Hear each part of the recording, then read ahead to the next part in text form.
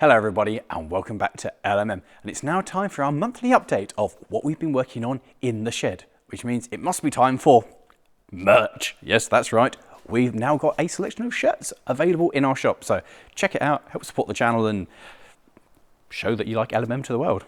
With that said, it's time for What's Broken Now.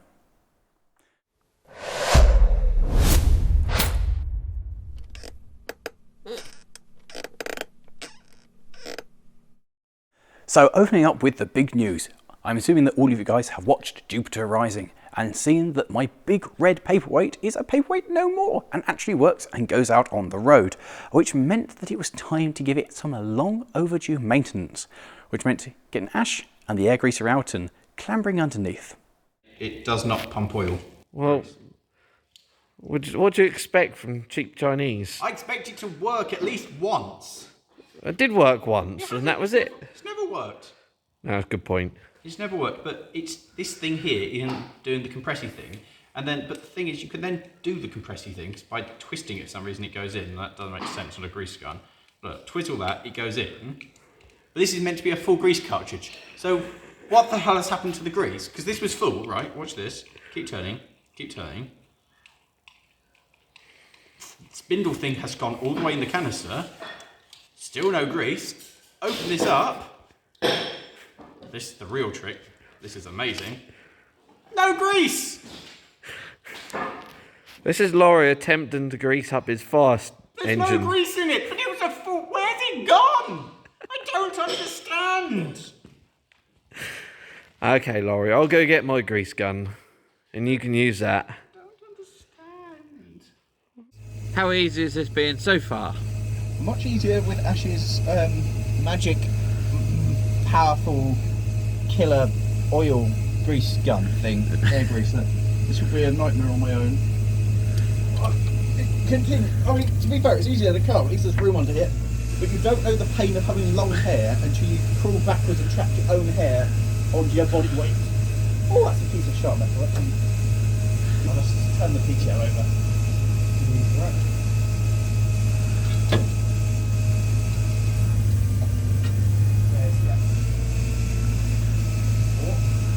Oh, we have a winner.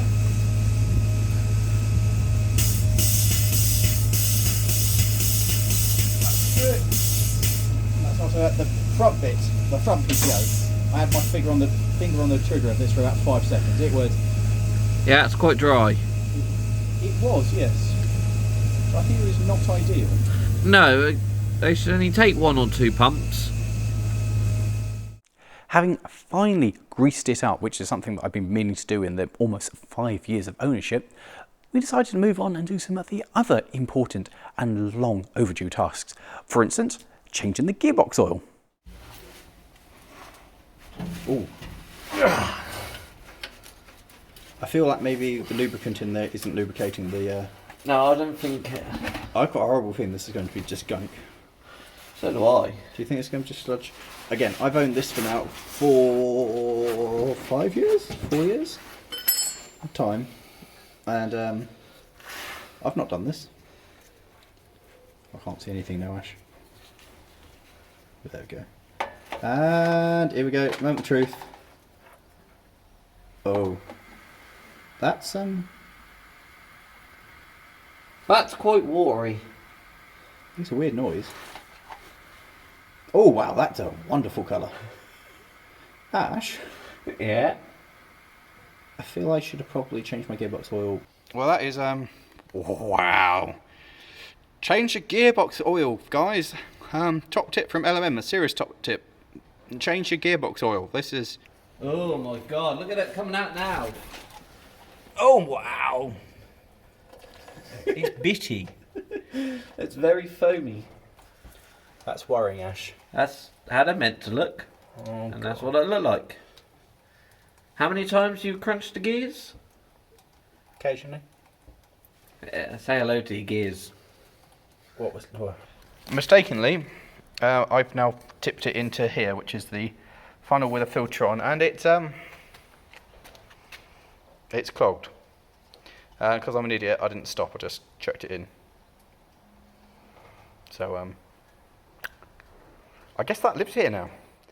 which was disgusting, like really disgusting, and legitimately did take like an hour or something stupid for it to filter through the funnel without a gaze kind of net, thing. It was like swamp water. And then we moved a bit further back and had a look at the diff and changed the oil in that as well. What colour do you reckon this is going to be? I'm thinking pink. I'm thinking black and burnt. I burned is a good thing, a good guess, I would have thought. I mean, green for the other one was an interesting colour. If none comes out, is that bad too? That's very bad if none comes out. Isn't it normally at this stage you get... Ooh. Oh! Oh, wow. That looks fun. It's fun. It's meant to be like that. I mean, at least it's flowing. I don't know why you're giving that to me. I haven't. The previous stuff hasn't gone through yet. And you know what, guys? It has made a phenomenal difference to the truck. I mean, the gearbox feels so different. It is night and day. It actually goes into gears. Before, you had to kind of know where the gears were and explain to the truck that it was going in gear. Whereas now it's just like ka-dunk, ka-dunk, ka-dunk, ka-dunk. It's lovely. It's a joy to drive. And it is actually still working, which I'm still surprised about. So for all of you guys who thought it was only going to last like a month, oh, it's still on the road, still working. It's glorious. That's quite wonderful. The rest of the fleet, well, the NX, it's still there. Still doesn't have fifth gear, but it drives. And at some point, I will get around to it. We do have a gearbox to go in it. It's just time. My other daily, the 106, is finally getting some of the attention it deserves. Ash has welded an interesting fix up to the door, which is putting a washer in to replace the buckled metal. What have you just done to my car? Well, you Why told are me you to so fix happy it. about it? This isn't fixing it at all. It is fixing it. That's a point. You need to make it worse before you can make it better. Exactly. But that was this.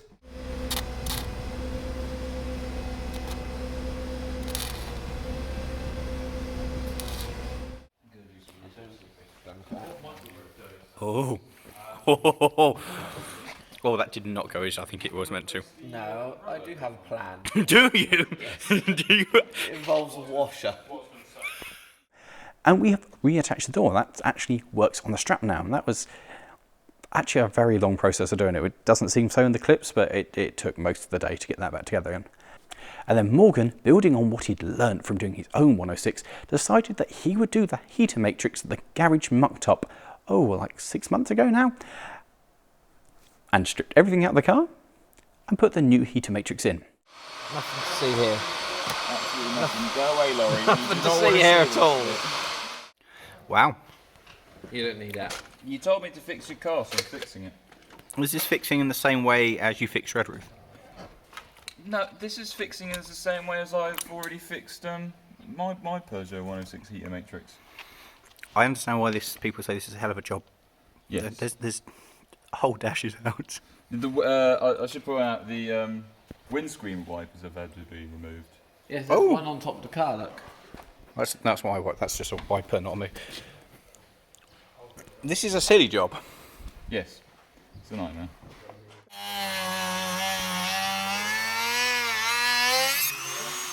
The car's on fire. There is smoke coming. I've never felt more scared. God, blood! That is noxious.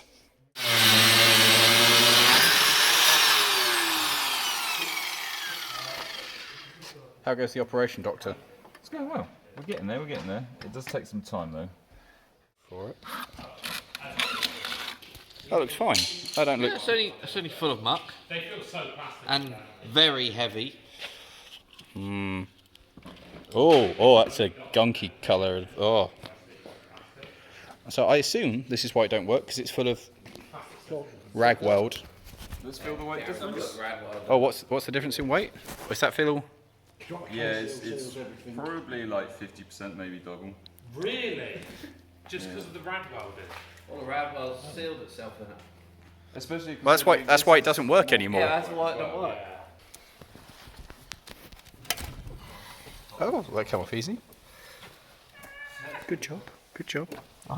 That did not come out easy. This has been a fun process, hasn't it? That did not come out easy. I just saw him pull it out easy. Look how many hours it's taken us to get to this point to be taken out easy. Is it? Where's the rest of your Peugeot, Lawrie? Looking red roof cat. Oh, We fitted a new dash in Red Roof. oh, that's where it is. I wonder where the dash had gone. Welcome to trying to work onto a 106. This is why you should never own a 106. 106s are awesome. Don't diss the 106. This is a wonderful car. I own a 106.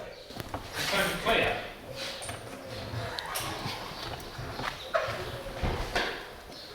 I am so unimpressed with you right now. It's like I own a Yaris. The thing is, both Morgan and Ash mess about with your vehicles just as much as I do. I just can't hide the fact that I've done it, whereas they're really good at hiding what they've done. No, they're not. They're some of the faces they pulled today. They are not. Well, Morgan in particular is quite good at hiding things. But also, Morgan currently is putting things back together. Yeah, it's what he's putting else in there. Oh, that is a horrible thing. Now I'm going to be paranoid forever. Also, if Matt works on a Renault, his hands flare up to twice the size, so that's why he can't work on it. But he's just touched it and his hands haven't swollen up, therefore Oh not no, a it takes Renault. about 5 minutes. You've ruined him. He's not going to be able to do anything for the rest of the day. Thank you. So that works. As winter comes, I now have a car with a working heater, which is absolutely superb, meaning that all we need to do now is have a look at the suspension because that creaks, do the gearbox because its second doesn't really go into gear, and do the drive shafts on it. So yeah, I'll probably have that done in a week, probably. The other thing that I've made some decent progress on is I finally got some paint on my tractor. Well, you all join me at a very exciting juncture, and that is painting. Now, to get to this stage of painting this thing, it has been a royal pain in the backside. I thought it wouldn't take that long, considering that way back, if you cast your minds to What's Broken Now 3 or 4, we cleaned this down. I think it was on What's Broken Now, or at least we spent a lot of time cleaning this and getting the years of gunk off it, and it looked a lot better. The cleaning process that I started when you saw me last involved covering it all in geyser, scraping it down, covering geyser a second time, dragging it outside and using the pressure washer on it, covering geyser a third time, and then the last 3 or 4 times I've been here at the shed, or the tent, I've done about 8 hours, taking a couple of days off work and a couple of days at the weekend when the others haven't been here, or they have been here and they've been working away. It's taken me, 4, I think now, sessions of just scraping and trying to clean this to get to the half decent stage you see now, of which I'm going, never mind, we're going to put some paint on. So along that lines, it's time to put a little bit of so good putting some paint on. It feels so nice. Oh, now of course it's going to look gorgeous. Now this is just the red primer. I'm painting over everything, then I'll give everything a sand and we'll go with that. But for now, it's going red. Now I'm going to be completely honest with you guys. It does look better on the camera than it does in person. There are some brush marks here and along here and on the other side. The paint's not gone on particularly well in a couple of places.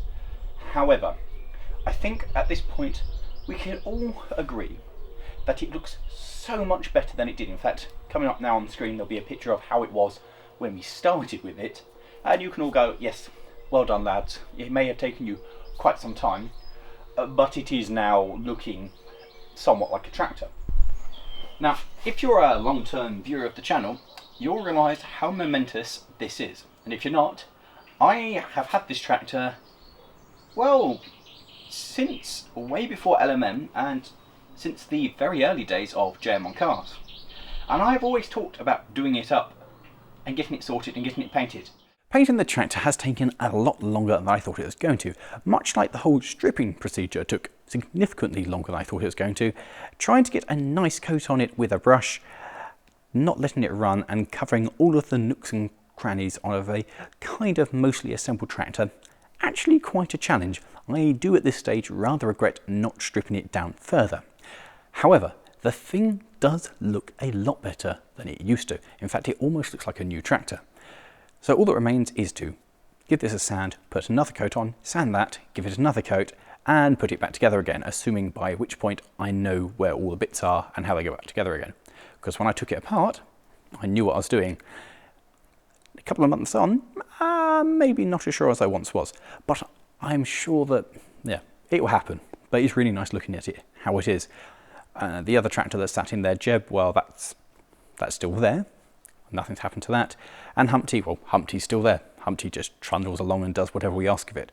Have got some plans with Humpty coming up, but until I get another tractor working, it works. We're not going to touch it, although there is a definite puddle appearing underneath it. The oil seals on that, I think on the gearbox, a little bit leaky, or the engine, somewhere it's leaking oil. On to other big projects, finally have got back to look at Sir William. And the answer to that is it doesn't actually do anything. Nothing has changed since we last saw it, which was it doesn't start. Yeah. That is important for a good connection. That is important for a good connection, and wow, that is manky. it isn't very good, is that it? looks there, like that's melted across there. It has a little bit. Has that been soldered in there, or has that melted it? I'm not really sure. I'm not sure what that's happened there.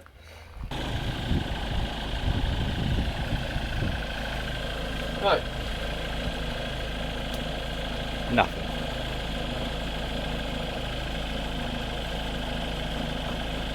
Doesn't even spark. I've had a look at it, I've poked it a couple of times, still doesn't start. So the next big adventure for that is to pull the starter out and go get that tested elsewhere, which is a Bendix. So if there's anybody watching who understands how Bendix work, or knows any companies that work on Bendixes, or even, I don't know, have a spare starter motor for a Ruston 48, get in contact in the comments below, because that would be awesome at this stage.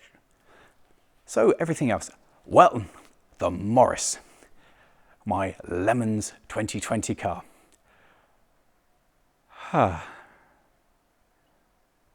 Yeah.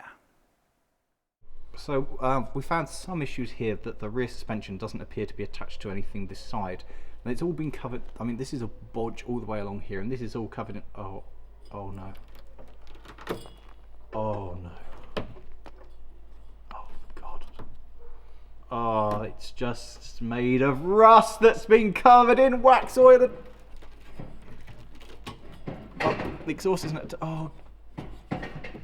The exhaust is attached by just wax oil and not metal. Oh my. I can see daylight. I can see through the boot. And it's gone.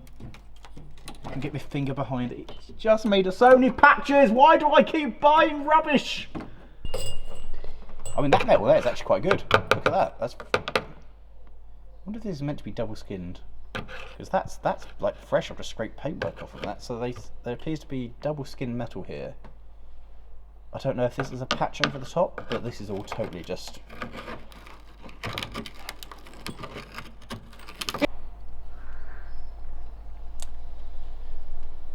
While we're here looking at this, well, abomination, it brings a interesting point.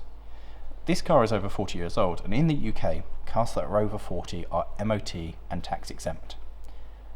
This car, theoretically, if I insured it and taxed it at 0 rate, I could drive it around. In fact, the guy I bought it from claimed to be using it as a daily until it stopped running right. Now, whilst the MOT exemption is a lovely fun thing, this is the example of why it shouldn't be a thing. There should be a test for older cars. Sure, the current MOT doesn't work because this would not pass emissions, braking, safety, or it doesn't have running lights. It doesn't have any of the criteria. It would never make the criteria for a modern MOT. But there needs to be a vintage vehicle test because you know that we're idiots, me particularly. But we are we have some idea, and we are trying to look after our vehicles, and we are inspecting them before we do things with them. Somebody could have bought this and driven around with it, and worst case scenario, they could have killed somebody because that's going to fail. And then they would have been liable for the vehicle because it's not roadworthy. So, yeah, this is bad.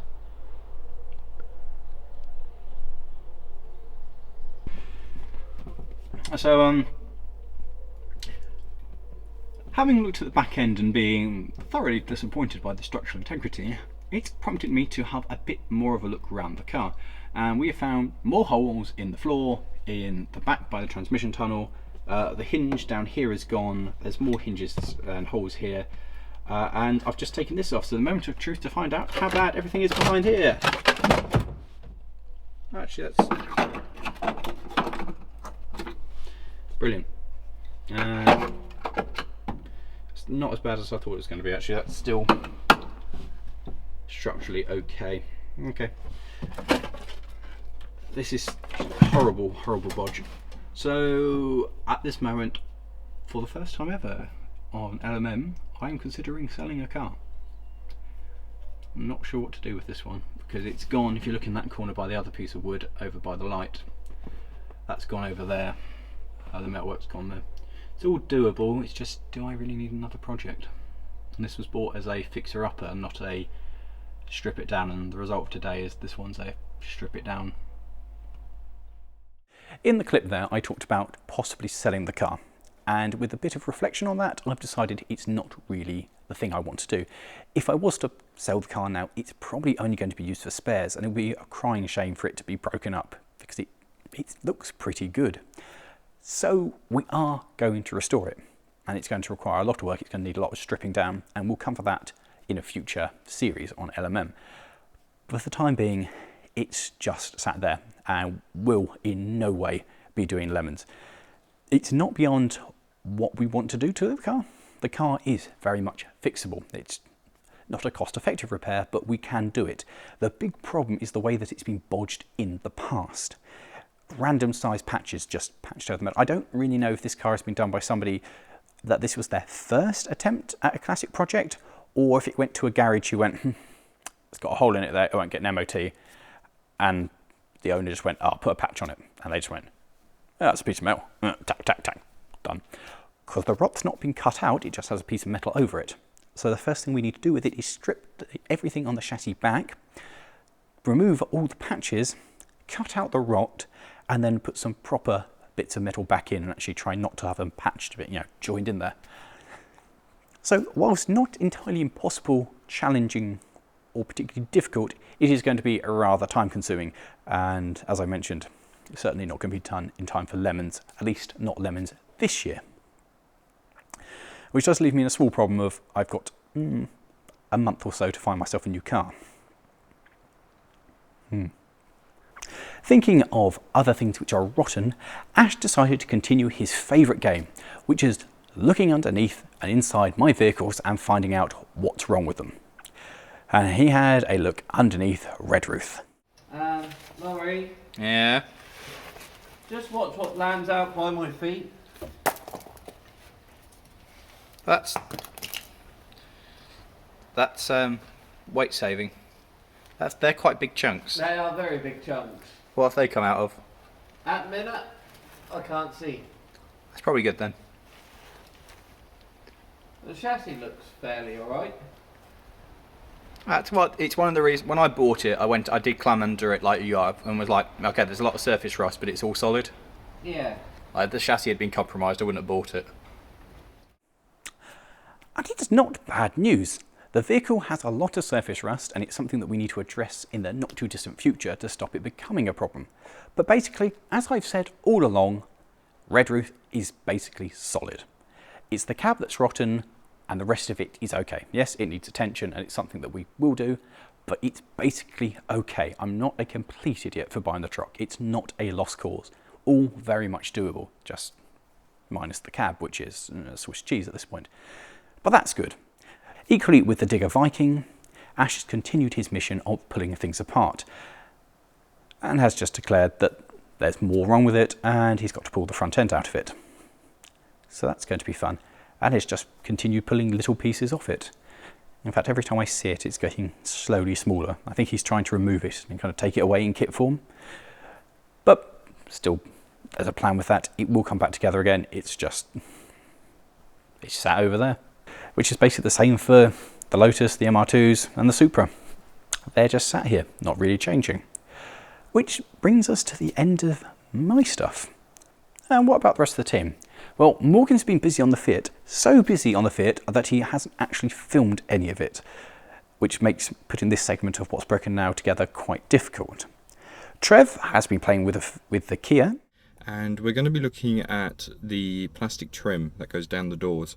The glue or adhesive that keeps them on seems to have started to go, just over the years probably. It's probably the original adhesive, and it just looks tacky and not very good. So join me while we have a look at trying to get these all put back on. Now to get this all stuck back on, we're going to be using a bit of Tiger Seal. First of all, we need to get it off.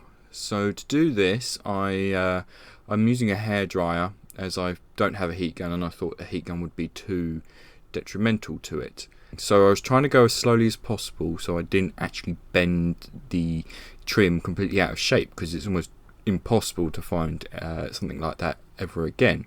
I'm very slowly starting to prise it off as I'm heating the old adhesive up on the back, and this became increasingly more difficult the further along I went. Now the next part was to try and get rid of whatever adhesive was still stuck on. So to begin with, I thought, well, I'll heat it up and I'll rub it off with my finger, which I kind of regretted because I ended up with a blister, to which I still have a blister scar. You can see there's all sorts of different adhesives that I kept coming across. Sticky pads, what looked like sort of sticky back plastic. Anyway, so the next part to do is to try and clean it up, just to clean the grime off from behind it, and also try and see if I can rub off some of the adhesive that is there. You'll be amazed how much dirt does actually get trapped behind something that has been stuck.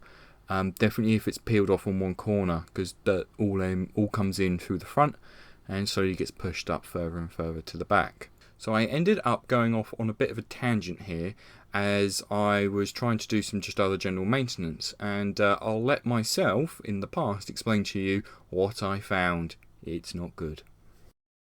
Right, okay, so I've just been filling up the rear screen wash, which you do from here. So for those that you don't know, some older cars, they have the screen wash bag or tank for the rear and one for the front, and the rear one is in here. Now I've just had to put this in here because if I just get this out of the way, as you can see, it's sodden because it's leaking. Now I don't know if I'm able to get better light, but it's pretty rusty in there as well. So I've got to take this whole thing apart and remove this tank. After wrestling with plastic trim for about 5 minutes, you can see the extent of the damage. It's not good. I've managed to get the rear tank out, and you can see sort of the extent of the damage. Actually, I can get you in there better than I can get my head. It's very tight, and it was a bit of a pain. This is our culprit, and it appears to be leaking from the bottom. So I need to find a 12-volt motor, or pump should I say, that will fit into those dimensions, which will be great fun. Is Matt, who has been exceptionally busy working on his Starlet, trying to get the only original Lemons car, because Morgan said he was getting an Audi A2, ready to go. I heard cries of confusion. Swears of confusion. Yes, which we So missed. this car has a weird underfloor lighting, proper chav spec system. Oh yes, look at that. That is mega. But it's just like it's What all, is that? The wiring for Yeah, it? this is the wiring for it. It's just all twisted together, and it's like spliced into the loom at loads of weird places. Look, it's wow. spliced there. It's spliced there. It was spliced there. It's just. It's like 7 pieces. It's like 9 like odd cuts of cable like duct taped together. Wow, this is even beyond us for bodginess. This is for such a terrible mod as well. Are you saying you don't like the underfloor? No, not particularly. You got to be honest. What's this? Is this what ran the speakers? Yes, and that was also equally like terribly just bodged at all points. It's electrically, this is worse than my MR2, which is saying something. Because they've gone this nice patina colour. What, you mean mould? Mould. Yeah. Mould. So we're going to clean these off, and then they're going to live in the Starlet because, well, I just fall out of the ones in the Starlet currently. Yeah, it turns out a car intended for old age pensioners not very good at cornering for keeping you in the seats at high speeds. No, not at all. And apparently, if you swap the rails over, these will fit straight away. So let's clean them.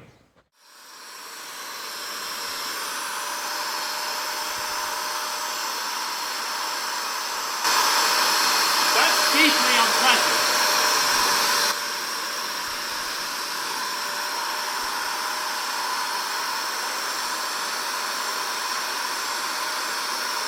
So what are you guys working? I don't even know if it's going to work yet, Trev. I'll buy you a new one. So What? apparently, you can fit the seats from a Celica in a Starlet. We're disassembling the Starlet seats to find out how, because I'm pretty sure we need to use this whole rail unit, because it doesn't quite line up. So, yeah, it's my kneeling mat. Well, that's really cool. That is really good. Why? So, You are amazed by the most simple things. That is the bottom of a 90s Toyota seat, and you're like, well, that's really every cool. other seat I've taken out, you unbolt it and you can take the rail off it, leaving like the seat as a whole thing, rather than. Can't you? This is strange. No, this is not the case for this one. But this rail unit here actually looks identical to what's on the Celica, just with different feet mounted on it. So Okay. the plan is, if we take the back off and take the front off, then we can just put the back and front of those ones on, and that might just work. But you'll find out sooner or later. The bolts don't line up, so I'm probably going to just be drilling into new ones. What? You look really, really accusatory, Lawrie. Just curious to. I didn't drill a hole in the bottom of this seat. Yeah, you can't see the drill, it's fine. Yeah, flawless, mate. Your deception skills know no bounds. The man on the internet did explain that, well, he's only driving around with one bolt in his Celica. We managed to get two in this seat, and we're going to make holes for the others because... We're going to be smart. Yeah, we're going to be slightly smarter than his. Because there's a man driving around with only one bolt in his Celica seats in his Starlet, which I think is quite amusing. And that's his driver. That's the driver's seat. That's not like, I don't know, rear, third passenger seat. No, that's the driver's seat. How does that make you feel, Lawrie? Concerned. You are a man who drove a fire truck with no floor pan across the country. No, he's just missing some. Passenger side was missing, driver side's okay. Poor old JM. You should have seen his reaction when I sent him the video. I hear cries of April. Witness my genius! Uh-huh. I've fitted bolts with a drill. If I hadn't actually achieved nothing today, I'd be taking the piss. I want you to know that. I haven't got a socket to do them up like. And what size are they? 10s, I believe. So, is this just to explain? This is the end of the day, and you've done the second seat, or is this proof of concept seat? This is proof of concept seat. Okay. You're so judgmental. What have you done today, Lawrie? Nothing. You've wound up with a less working car than what you started up with. Oh yeah, this. I know. I fixed the door. Right. I did plug the door back. You missed it. The door wasn't plugged in. Okay. And what about the glass being removed from it, It's now fixed. and the speedometer being broken on it, That is broken. and your 106, which now has considerably less components inside of it? But it's probably not as leaky as it was. But Red Roof is in a better state. Yeah, with Red the Roof's dash. got a dash in it. Peugeot is in a better state. Okay, drive it to the shops for me, Morgan. Well, you could do it earlier. Well, I mean, could. you It didn't have a door on it. Well, you could still could have driven it to the shops. You Is- can't now. It's not got a steering wheel in it. is the door actually a legal requirement? Nah. And there's one way to find out. There you go. It's in. Yeah, it's close enough. I need bolts.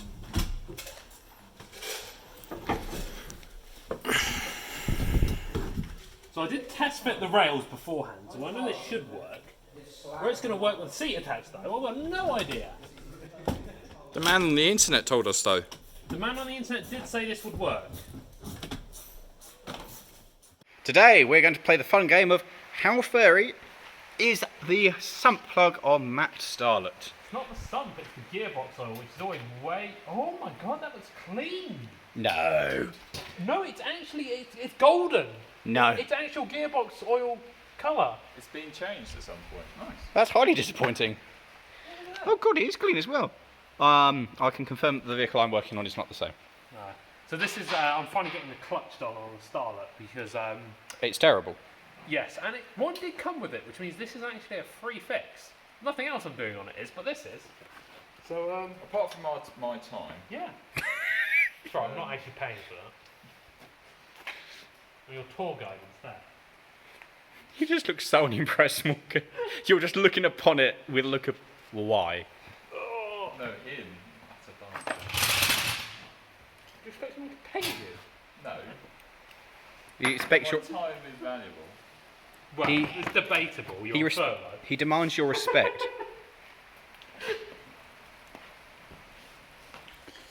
Wait, now you can use this thing that does the thing. Holds the engine while we take out half the engine. Well, More than holds the half. engine. It's quite Chinese. It might not hold the engine. Oh, I like that. That's definitely... That's taking the tension, Oh, really. that rubber's actually come out of that corner there. This is good. That might actually need hammering back in place. Nice. We have the best equipment here, don't we? We do. At least we have equipment right now. To The be hammer's fair, right in front of you, Morgan. we have come so far, haven't we?